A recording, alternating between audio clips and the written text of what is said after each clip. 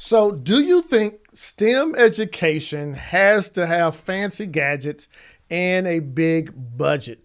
Well, in this video, I want to show you how a cardboard box, a spoon, and even some home tape can spark STEM revolution in your classroom and in your home. Hello, I'm Kenton Simmons, and I want to talk about how to have STEM education on a shoestring budget, activities that you can do with your kids, activities that you can do in the school, things that teachers can do with their students, as well as principals can sort of institute within the curriculum. Now, I'm irrationally passionate about this area of STEM, and a lot of other cool videos that you can check out where I go into why STEM is so important to the pre-K classroom.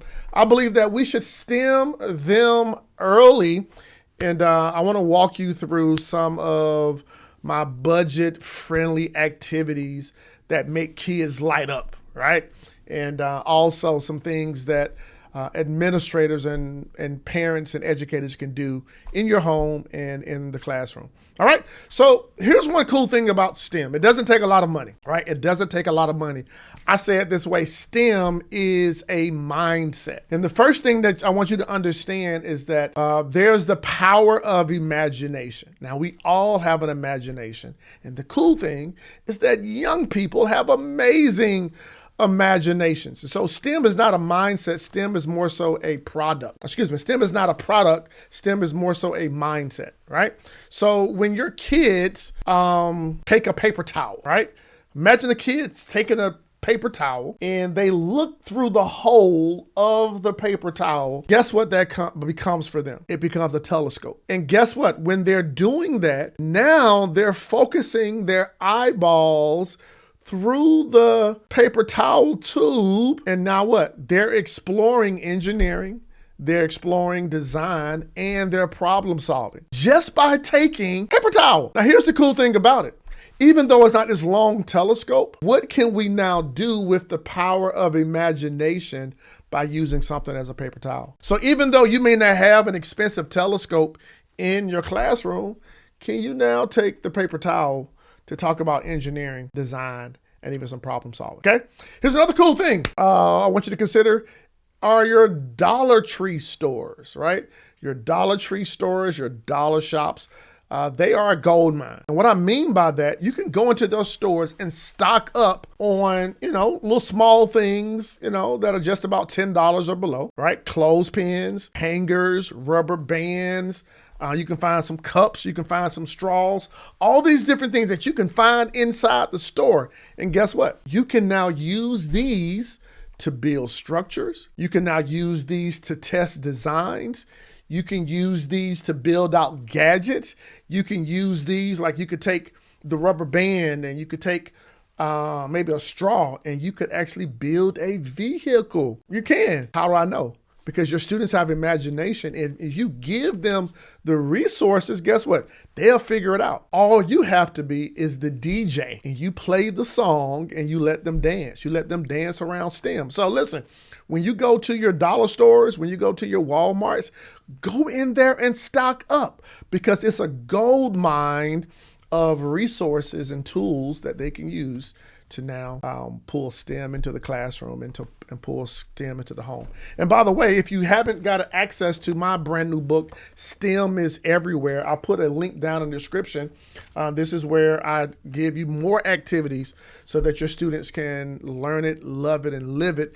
And the beautiful thing about it is that these activities go from pre-K all the way up to elementary school and to college, because STEM is everywhere. And as you look around, there's so many things that we can weave into our daily conversation to make sure that students learn it, love it, and live it.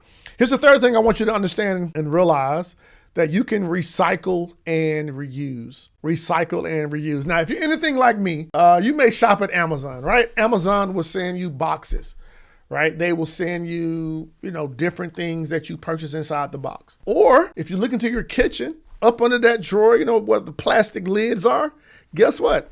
You can recycle and reuse those lids. What about when you go shopping and you purchase eggs? You know, they say eggs are on an all-time high, right? But when those eggs are done, what about the egg cartons or those water bottles? I got some water bottles downstairs that are stacking up.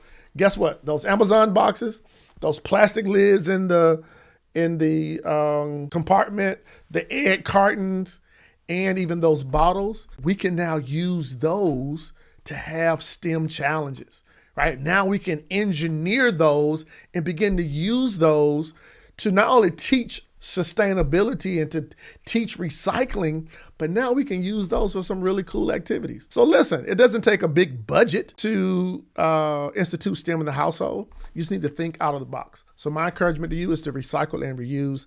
And lastly, is to have some teacher hacks. So if you're in the classroom as a teacher, maybe you're an early child care provider, maybe you're a classroom teacher, maybe you're elementary school. What if in your room there was a bin and you set up a STEM bin, okay? Or you can call it a challenge corner. And the idea is you want to change the challenge weekly, okay? Maybe you could put something in this bin, and every single week you're challenging the students to build something out of what's in the bin, right? They can build a bridge, they can design a boat, they can do whatever it takes every single week, challenging them to use only what's in the bin to create something awesome. Now, here's what I want you to see from this whole video. You don't need more money, right? You just need to be more creative, right? It doesn't take a lot of money, it doesn't take a lot of tools or technology to institute STEM in the classroom. And if you want some more cool activities on a low budget, hey, go grab my book, STEM is Everywhere. I give more and more activities on how you can STEM them early and use the things that are around you to build excitement around this earlier. I believe when you STEM them early, you're going to prepare them for the future.